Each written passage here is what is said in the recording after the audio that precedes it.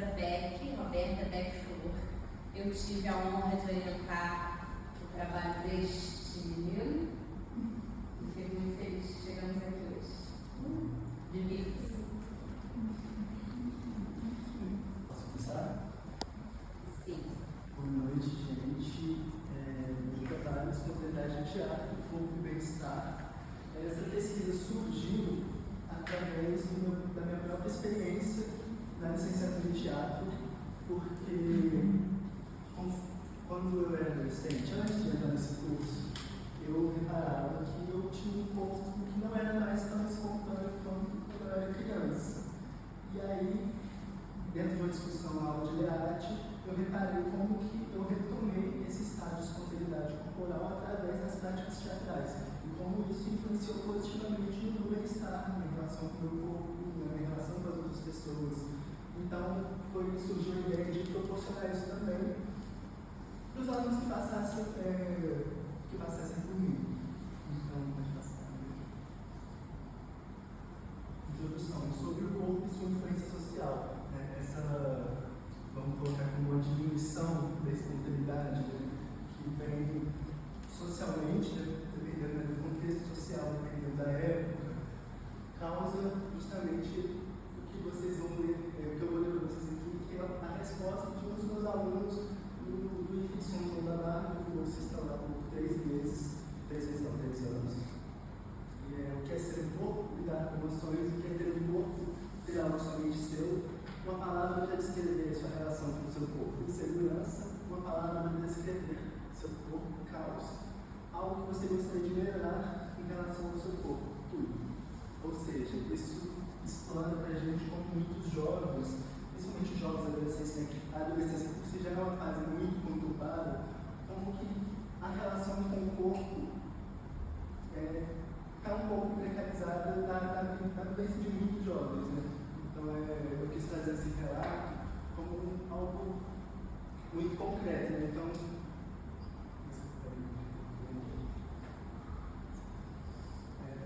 pode passar, né? É importante mais aqui, né? Que esse processo nosso processo de amadurecimento, ele vai se dando através da nossa percepção e da nossa relação com o nosso mundo exterior. E esse processo, a gente recebe muitas informações, muitos cortes, muitas podas, que é o autor que eu vou trazer, que é o Moreno, que é também o autor criador do psicograma. Ele chama essa diminuição da espontaneidade de assimilação de cultura do conserva. É um momento em que o indivíduo opera essa cultura do conserva para melhor encaixar no ambiente em que ele está. Então, é como se, quando a criança está muito brincante, muito bagunceira, e aí você vai e coloca ela sentada, ou quando a pessoa quer falar de um jeito, e aí esse jeito gera aqueles olhares, e a criança vai ficando, o que eu tenho aqui dentro de mim não é tão legal. Então, ela começa a pegar coisas que servem, coisas externas, e reproduzir isso, e acaba esquecendo um pouco de ouvir o seu próprio eu, né? Suas próprias fruições.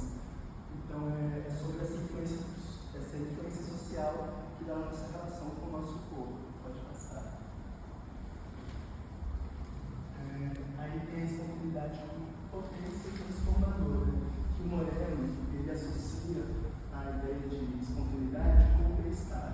E para contornar essa cultura de conserva, ele propõe o ato criador, que se manifesta na espontaneidade, e ele traz a ideia de que se a sociedade investisse em uma cultura de espontaneidade, alcançaríamos uma sociedade que poderia usufruir melhor do bem-estar. Então, essa é uma das principais citações que fomentam essa pesquisa, que é uma pesquisa que busca, por exemplo, uma sequência didática de teatro que seja capaz de treinar a espontaneidade corporal para que o self se expanda e o indivíduo, o sujeito, possa atuar em sua total potencialidade. E é importante falar que o self, aqui nessa pesquisa, ele se dá como uma junção do seu consciente com o seu inconsciente. É como como se fosse tudo que sobra de você depois de várias podas, é o seu self, que está lá no seu interior, e conforme a espontaneidade diminui, a tendência é o self também diminui. Então, o indivíduo operando com uma espontaneidade maior,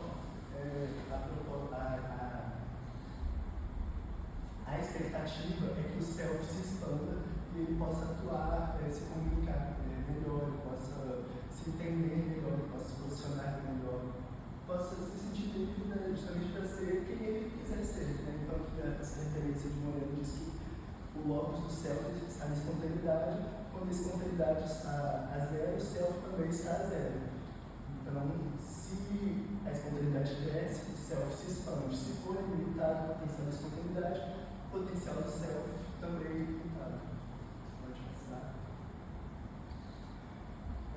Essa pesquisa também traz uma perspectiva que vai contra muitos estudos que têm uma tendência de dicotomia entre mente e corpo. A gente busca entender que mente e corpo integrado como uma coisa só que se influencia, porque quantas vezes a gente está com um problema que está aqui na nossa cabeça, mas isso causa, sei lá, uma mancha no nosso corpo, a gente perde cabelo, a gente perde fome, a gente perde a fome. Então, entender que o corpo deve ser visto como interioridade de uma exterioridade, exterioridade de uma interioridade, porque mente e corpo estão em eterna relação e se influenciando a todo tempo. Então, para trabalhar com o corpo, a gente precisa trabalhar com a mente, para trabalhar com a mente, a gente precisa trabalhar com o corpo. Né? E aí a gente precisa entender que as subjetividades dos corpos não estão descoladas dos desafios que esses corpos enfrentam. Então, Merleau-Ponty diz que nosso corpo não está plenamente no espaço, ele é no espaço. Pode passar. E aí, buscando entender sobre essas influências sociais no nosso corpo, a gente traz referências sobre como determinadas sociedades, em determinadas épocas, influenciaram a relação com o corpo, a percepção que as pessoas tinham do corpo. Né? Então, aqui eu só coloquei os tópicos, mas o documento tem as explicações maiores sobre cada época. Na Grécia Antiga, onde a gente tinha um corpo que era um objeto de glorificação do Estado, né? O corpo era para ser belo, para ser visto, né? Principalmente o corpo masculino, né? Masculino dos homens livres, né? Porque tinha essas divisões também, né? Tipo, as mulheres vinham abaixo, os homens escravizados vinham mais abaixo ainda. Então, depois do surgimento do cristianismo, se antes na Grécia Antiga o corpo era para ser. O corpo era um objeto de glorificação, o corpo, com o surgimento do cristianismo, traz uma cultura de vergonha do corpo. O corpo deve ser vestido e oculto diante de Deus que está vendo em todos os lugares. Né? Então, até entre a intimidade dos casais, o corpo deveria estar, não deveria ser desvelado totalmente. Então, devia ser uma moral bem mais rígida em relação ao corpo. E uma dicotomia entre corpo e alma, prevalecendo a alma em detrimento do corpo. O homem deveria se enxergar como maior do seu corpo. Na Idade Média surge a monarquia, e essa relação entre igreja e monarquia traz também mais um aprisionamento maior das pessoas em relação ao corpo. O cuidado do corpo não era algo que a monarquia queria, porque, segundo estudos, essas pessoas da Grécia Antiga que tinham um cuidado maior com o seu corpo também foram desenvolvendo uma autonomia maior e um maior interesse nos próprios desejos. Então, esse cuidado com o corpo foi proibido justamente para que as pessoas não quisessem ouvir tanto suas próprias vontades. Na era moderna surge o capitalismo, né? Então o corpo começa a fazer movimentos muito mecanizados, né? O corpo passa a ser um objeto que gera lucro para o Estado. Né? Então o corpo deveria estar saudável para melhor trabalhar e para melhor consumir o que era produzido na época. Então geram corpos muito distantes uns dos outros e não distantes fisicamente. Um isolamento repleto de pessoas, mas um isolamento onde as pessoas ficaram carentes de toques, carentes de afeto E nos tempos atuais, a gente alcançou essa autonomia dos nossos corpos, mas essa autonomia vem junto com uma crise de não saber como lidar muito bem com essa autonomia. E aí a gente vê isso na crescente aumento das indústrias de beleza, das indústrias de estética, das cirurgias plásticas, né? A comparação acho que é o grande mal do século. Né? E aí a gente tem essa coisa do Instagram, né? Os vídeos que a gente assiste dessas pessoas que têm esses modelos de corpos ideais que a gente tenta alcançar. Então a mídia acaba que reproduz esses estereótipos, esses ideais na nossa cabeça para que a gente queira alcançar isso melhor e invista nosso dinheiro nessas clínicas, nesses produtos, nessas soluções rápidas para chegar em um lugar, entre aspas, melhor, que está sendo colocado como um lugar melhor. Pode pensar. Aí, para entender um pouco mais, né, dessa diminuição da espontaneidade, a gente traz também o contexto escolar, né? E as escolas, as instituições encontram dificuldade de assumir o espontâneo como construtivo. Né? A gente tem uma abordagem educacional muitas vezes reproducionista, né? Onde o aluno é visto como o mero receptor de conteúdo, desse conteúdo que o professor está passando. Então o aluno entende que o que ele tem a acrescentar não é válido, ele só tem que ouvir, absorver e reproduzir. Então, novamente, é um momento em que a espontaneidade tende a cair. A cansação de Paulo Freire, que diz que ensinar não é transferir conhecimento, mas criar as possibilidades para a sua própria produção ou a sua construção. E aí tem uma outra citação da Narcisa Capa, que ela diz que as crianças educadas e comportadas eram aquelas que simplesmente não se moviam. Né? Quantas vezes a já viu isso nas escolas? Né? E quantas vezes o não movimento também foi um castigo, né? Porque quando a criança faz bagunça, qual que é o castigo dela? Ficar sem educação física ou ficar sem recreio? Né? E qual que é o prêmio das crianças que se comportam bem? Poder brincar, poder ser feliz com seus corpos. Né? Então, também é colocado nesse lugar de castigo e recompensa, a questão do movimento espontâneo. Pode pensar.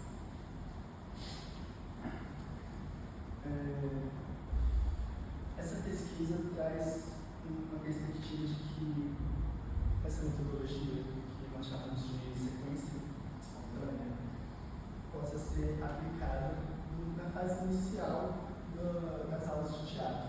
Porque quando a gente no Brasil tem uma carência muito grande de aulas de teatro, principalmente na rede pública. E quando a gente chega para dar aulas para essas crianças, para esses jovens, rola um estranhamento muito grande que muitas vezes acarreta uma recusa de participar dessas aulas. Né? Então, é necessário fazer um processo de familiarização com as práticas teatrais e que esse indivíduo, esse sujeito, possa se sentir confortável e espontâneo para praticar o teatro. Então, essa é a proposta que foi pensada para aulas iniciais, né? Uma turma que tem pouco ou zero experiência com teatro. Então, é uma proposta assim, bem no início mesmo do processo, para que depois possa ser trabalhado outras coisas. E aí, alguns conceitos sobre espontaneidade, algumas definições. Moreno diz que a espontaneidade é a capacidade inata do ser humano de reagir de forma adequada a uma situação nova ou de dar uma nova resposta a uma situação antiga. E a escola define a espontaneidade como um momento de liberdade pessoal, quando estamos frente a frente com a realidade, a vemos, a exploramos e agimos em conformidade com ela.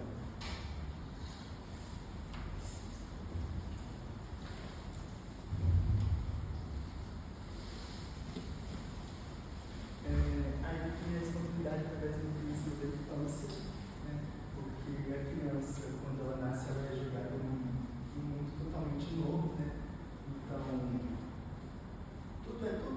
tudo exige uma resposta, né? Uma resposta adequada para essa criança, né? Então, ela, através da percepção, o organismo dela sente essa necessidade de responder aquilo, e por muitas vezes, como são vivências novas, essa criança tende a dar respostas novas, né?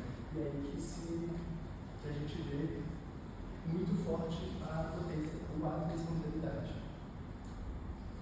E muitas vezes também no brincar, né? A gente vê a potência também do brincar. A gente às vezes pensa no brincar como algo novo, mas no brincar, como essa situação aqui, pode nos mostrar o impulso da vida, através também da percepção, da relação com os outros, com os elementos que compõem. Pode passar.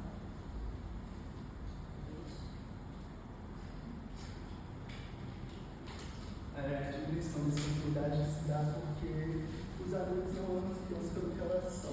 Amam as crianças se elas correspondem às expectativas desses adultos. Então elas assimilem que elas são originalmente inaceitáveis e renunciam a si mesmo. Aí, para trazer mais explicações sobre a diminuição da espontaneidade, no meu TCC, eu levanto questões sobre corpo, gênero, doutrinas sociais, transtornos mentais, o impacto também do bem-estar. E aí a gente vê que em algum momento esse movimento mais contínuo se torna mais desejado, seguro e rotineiro. A gente é influenciado pelo corpo sério, ser levado a sério. Mas essa é uma razão que a gente deve combater, porque eu acredito que o nosso divertimento não diminui a nossa seriedade, ou o nosso comprometimento, ou o nosso profissionalismo. Sabe? E aí a gente traz culturas que vão na contramão disso, como as culturas indígenas do Guarani e dos Caracol, onde as crianças são muito valorizadas, a palavra das crianças tem muito poder, eles realmente escutam as crianças, eles acreditam na autonomia das crianças. Então, assim, é algo que acontece majoritariamente, mas não acontece em todos os lugares, em todos os contextos. Existem culturas que conseguem ir na contramão disso.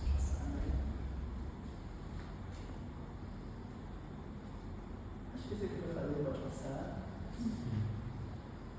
Aí entra a questão do teatro, vou falar mais rapidinho porque acabou o tempo. O teatro da espontaneidade como método pedagógico, o teatro da espontaneidade é um método de Lorena, que nasceu lá em 1920, onde ele propôs o teatro que fosse espontâneo.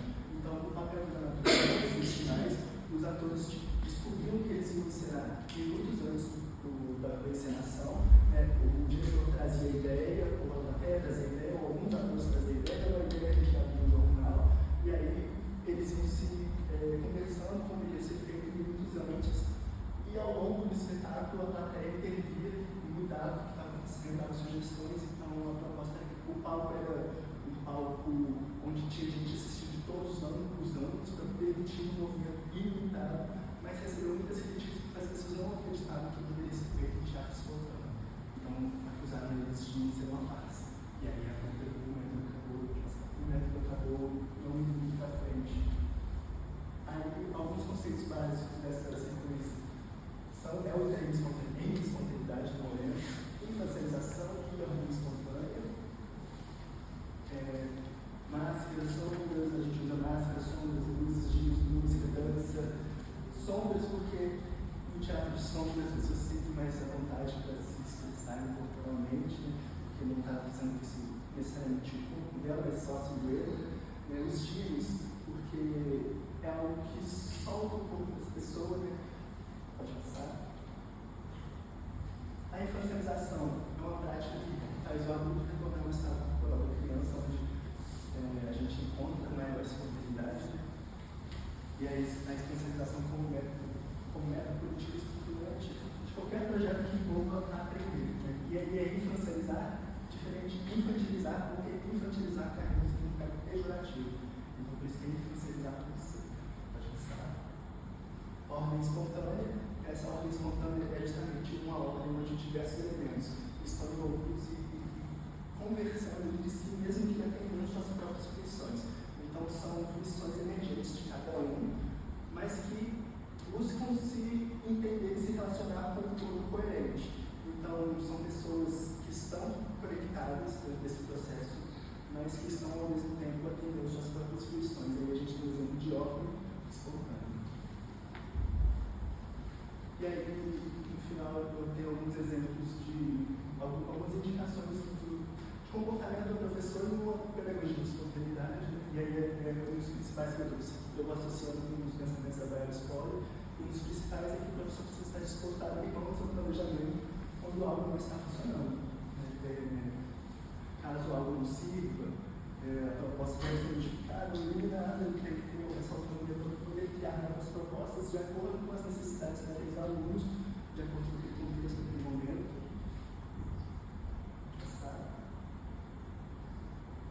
E as considerações finais, acredito fielmente em poder essa simplicidade e afetar os alunos para que se sintam mais confiantes para serem eles mesmos em sua melhor forma. A responsabilidade como movimento educacional. Moreno Bolas pode, então, todos defendem espontaneidade como prática libertária, potencializadora do bem-estar, e este trabalho é uma forma de perpetuar de maneira efetiva o poder que tais autores perceberem dentro do ato espontâneo. Desejo que essa proposta seja aplicada por diversos professores e exercer essa oportunidade em campo pedagógico se expanda para que os alunos possam existir em um ambiente mais acolhedor e livre de aprisionamentos corporais. Essas são as referências, algumas das referências